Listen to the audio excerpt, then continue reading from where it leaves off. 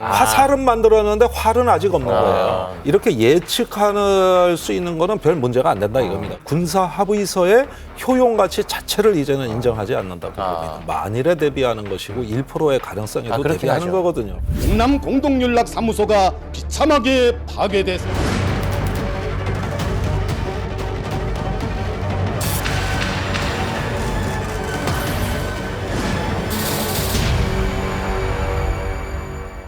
네, 남북 연락사무소를 북한이 폭파한 데 이어서 오늘은 군사행동 계획을 전격적으로 발표가 됐습니다. 이에 우리 정부도 군사 도발을 할 경우에 반드시 그에 대한 대가를 치르게 될 것이다 이렇게 경고했는데요.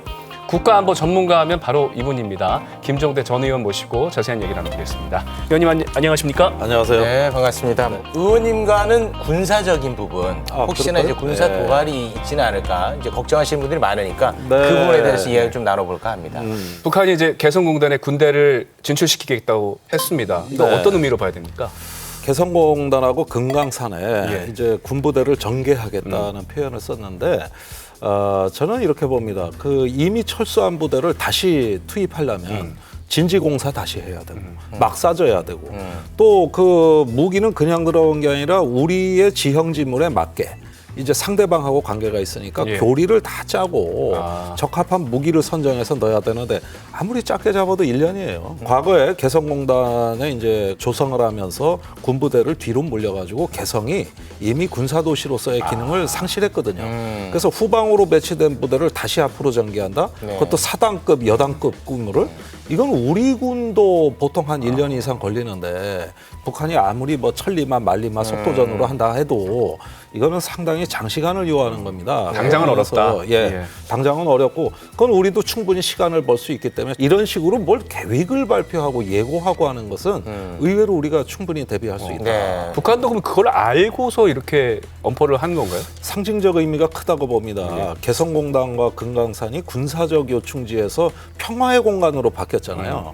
그러니까 이것을 다시 군사화한다, 요새화한다. 그 자체로 상징적인 의미가 크지 바로 우리 안보 상황의 변화를 이끌 만큼 빨리 될 수 있는 일은 아니다. 네. 다분히 어떤 그 상징적인 어떤 정치적 의지가 실려 있다고 봐야 되겠습니다. 네. 그 연락소를 파기하면서 4.27 판문점 합의가 깨진 것 아니냐. 또 2018년에 있었던 9.19 이것도 역시 깨지는 거 아니냐라는 얘기가 나오고 있습니다. 깨졌죠. GP 깨진 겁니까 이제? 예, 이건 파산 선고를 한 거예요. 그렇습니까? 예, 북한이 발표하는 최근의 모든 군사 조치들의 그 일관된 공통점은 군사 합의 이전으로 되돌리겠다는 뜻이에요.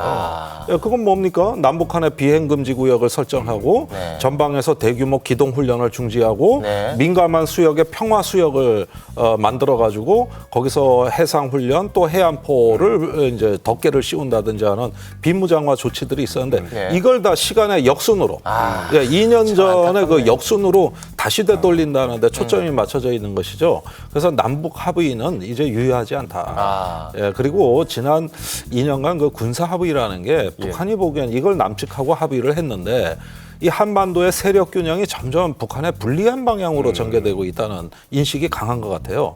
그래서 이 군사 합의서의 효용 가치 자체를 이제는 인정하지 않는다고 봅니다. 그러면은 그 비무장지대 안에 있는 GP도 다시 또 운영하는 겁니까? 이거 네. 없애기로 또 약속했었는데. 예, 저번에 그 11개 GP를 남북 간에 상호 간에 철수한 예. 것은 특히 시범적인 조치고 일부분이에요. 우리가 한 50여 개 운영하고 있고 북한이 한 140여 개 운영하고 있고 그중에서 남북 간에 가장 근접한 이런 GP만 철수한 거기 때문에 그걸 다시 뭐 원상복구한다 한들 지금 크게 뭐 한반도의 군사 상황 변화에 이르지 못할 거고 이 역시 우리 군이 대비할 수 있다. 근데 이제 말씀하신 대로 우리가 2년 전 상황으로 돌아가면 네. 이 서해상이나 이런 데에서 군사적인 어떤 도발에 대한 위험성이 다시 커지는 거 아니겠습니까? 그러니까 민감한 수역이 문제가 예. 되는 거죠. 뭐 한강하고나 서해오도 우리나라 서북 해역에서 굉장히 그 군사적인 밀집도가 높은 네. 북한 어떤 그 화력이 해상 훈련을 한다든지 네. 이런 건 단기간에 할 수 있는 거거든요. 네. 지금 꽃게잡이철입니다.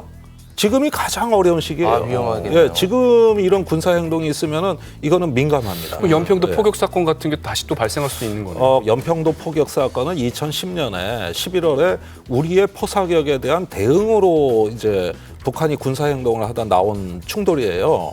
그러니까 이런 것도 위기 관리는 가능한데 이렇게 예측할 수 있는 거는 별 문제가 안 된다 이겁니다. 그러나 예측할 수 없는 상황이 분명히 존재하고 예. 저는 동해도 우려합니다. 동해도 NLL이 있는데 요즘 오징어가 동해에서 무지 많이 잡혀요.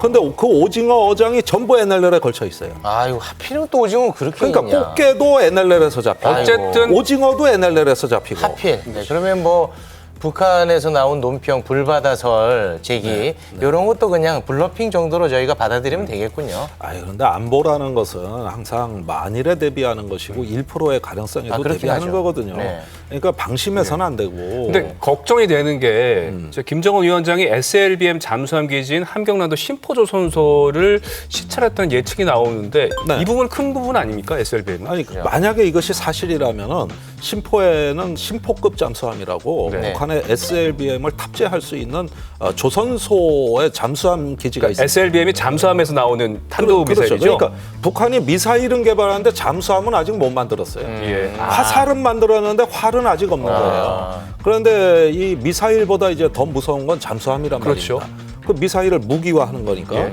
그래서 한 3발 정도를 탑재할 수 있는 한 2,000톤급 이상의 새로운 잠수함 건조가 진행 중이기 때문에 이것을 독려한다거나 아니면 진수식을 보여준다거나 이렇게 되면은 그 자체로 한반도에는 새로운 게임 체인저가 등장한 거기 때문에 우리한테는 충격이 큽니다. 알겠습니다. 조심은 해야겠습니다만 대비는 해야겠습니다만 무력 도발 가능성은 좀 낮다 이렇게 정리를 좀 부탁드리겠습니다. 큰 도박을 하는 수준까지는 이르지 못했으나 네. 강한 압박을 가함으로써 네. 우리한테 이제 불안과 공포를 강요하는 알겠습니다. 그런 어떤 국면이죠. 네. 계속해서 뭐 상황 보는 수밖에 없겠네요.